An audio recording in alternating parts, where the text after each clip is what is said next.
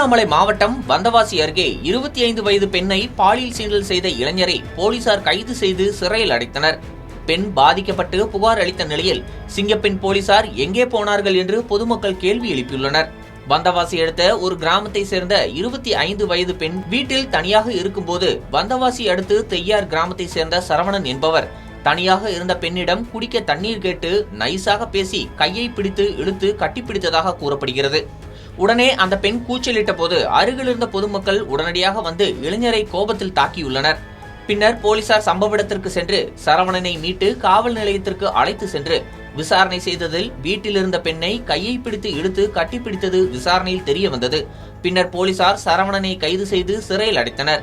பெண்கள் பாதுகாப்பிற்காக அமைக்கப்பட்ட சிங்கப்பெண் போலீசார் பெண் பாதிக்கப்பட்ட நிலையில் போலீசாருக்கு தகவல் கொடுத்தும் வழக்கு பதிவு செய்தும் சிங்கப்பெண் போலீசார் வராமல் எங்கே போனார்கள் என்று பொதுமக்கள் கேள்வி எழுப்பியுள்ளனர்.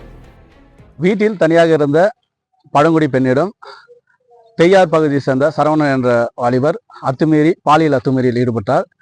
அவரை உடனடியாக அங்கிருந்த பொதுமக்கள் தகவல் தெரிவித்து காவல் நிலையத்துக்கு தகவல் சொல்லி காவல்துறை விசாரித்து தற்போது அழைத்து சென்றிருக்கிறார்கள். அவர் மீது உரிய வழக்கு பதிவு செய்ய வேண்டும். பாதிக்கப்பட்ட பெண்கள் பழங்குடி என்பதால் காவல்துறை சட்ட ரீதியாக அந்த பாதிக்கப்பட்ட பெண்ணுக்கு நடவடிக்கை எடுக்க வேண்டும்.